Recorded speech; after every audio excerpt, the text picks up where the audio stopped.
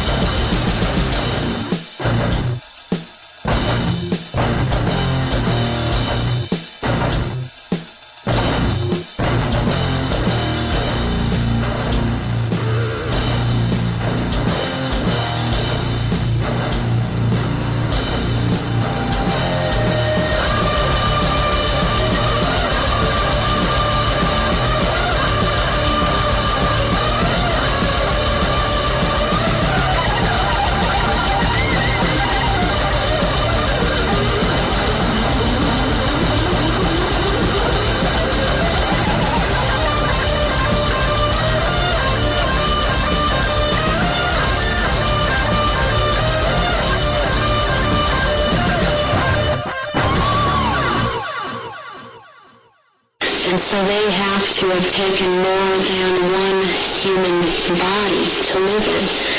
A lot of them are much, much older, and I'm including the Queen Mother in this, and older than people think that she is. She's in more than one body, human form.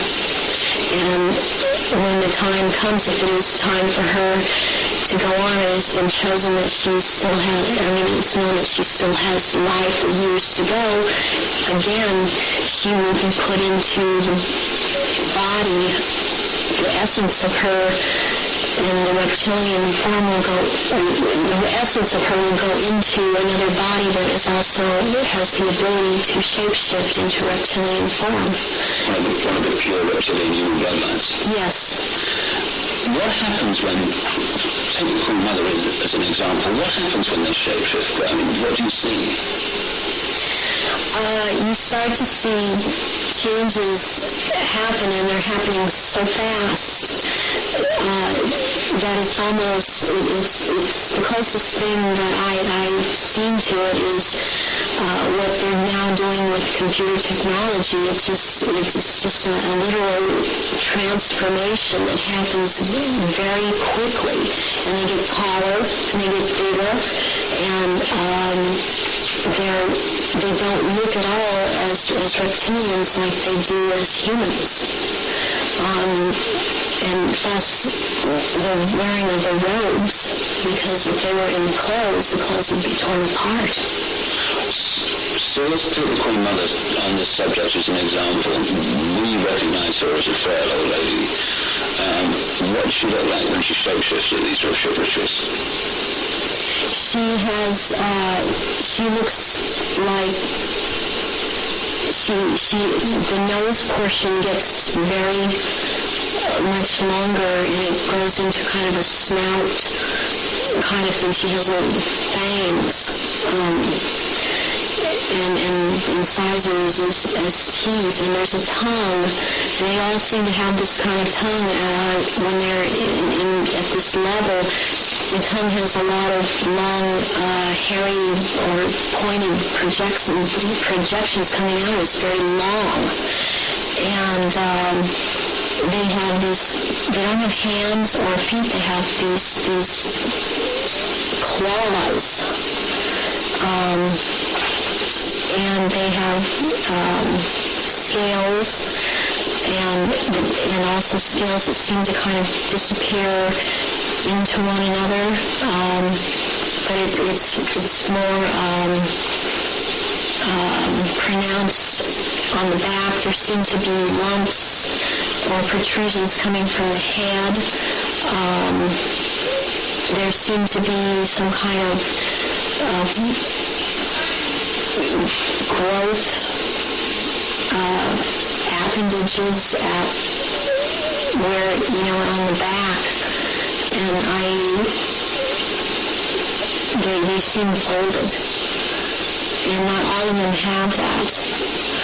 And there is a tail, and they a lot of times will keep the tail curled. And and I've seen her when she's very displeased with something, as I've seen other members like this. This tail is whipped around, very agitated, and they do it, and she hisses. What color are they? Which one in particular? Let's take the Queen Mother as an example. She's kind of a beige color on the underside, and by the time you're going up around to the back and the tail and the top of the head and on top of the nose, snout, whatever, it's coming to a very they're dark speckles and large speckles of dark browns, and the eyes usually. They're large, they're very round, and they look like they're coming out of their sockets, and very protruding, and usually the color ranges from a beige to a gold to a dark greenish gold, and then there's this dark slit up and down, a vertical slit, and and the eyes will look hooded. And when they look hooded, it's a very frightening thing, because it seems that when the eyes are hooded, they're about to do something. What do you mean by hooded?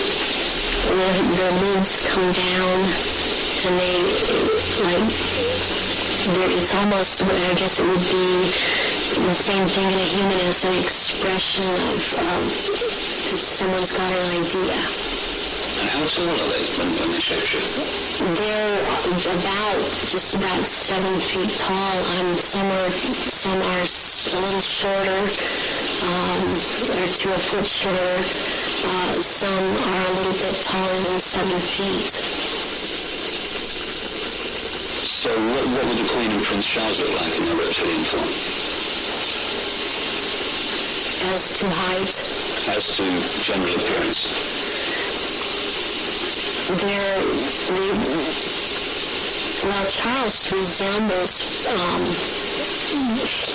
Charles resembles in both ways, in human form and in reptilian. He resembles Pindar. He's shorter, though, in reptilian form than Pindar. But the way that the reptilian, the nose shapes into the snout at that point, and then the jaw becomes the underpart. It's very much like Pindar, and his mother doesn't look quite the same as he does. What was the Queen look like? The Queen, she's darker, not quite so pale. She's darker. All over, she doesn't have the amount of I would call it freckling. It's more like a gradual, like the skin is gradually getting darker. It's more smooth. And she does have the lumps up around her head and down the tail of the spine. Charles has the tails are down around the spine. And funny enough, he has the protrusions from the skull in the reptilian form, where right above where it seems like his ears would have been. What is it about the rituals that allow the shapeshifting to happen? When the victims are starting to be sacrificed, it's the scent of the blood.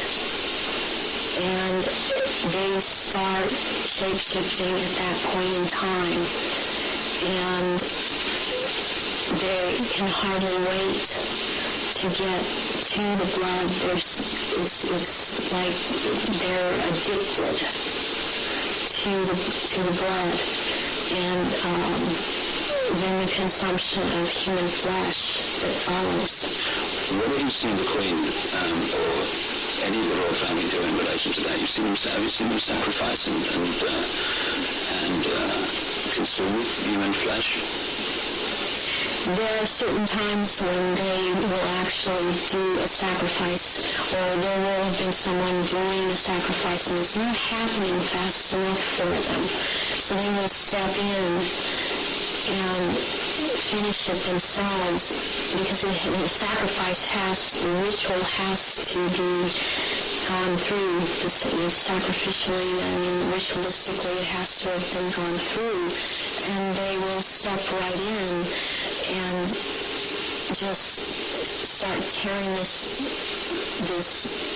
throat out, and they're getting all this blood from the jugular vein at the same time. And that has happened when there are many there that are going to be sacrificed, and they just can't wait, and tearing into the contents of the abdomen and stomach of a victim afterwards. What have you seen do that? I've seen the Queen Mother do that, and Prince Philip and Charles. I've seen Guy de Rothschild do this.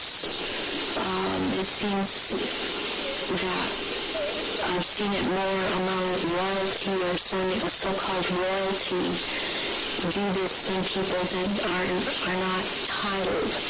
They don't seem to, they seem like, it feels like they don't dare, but they shape-shift nonetheless. But it's like the royals that step in and just start tearing away, because they can hardly wait. How long can they hold the reptilian form in this occasion? During the rituals, it's much easier for them to hold their reptilian form. They can stay in that form. What it is that they have a hard time holding their human form. And as long as they're around blood and the scent of blood, they can't hold human form.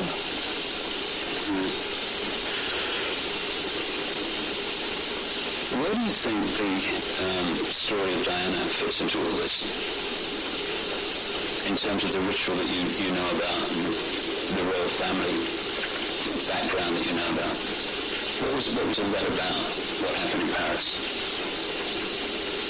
Diana was a ritual sacrifice because she's named after a goddess, Diana.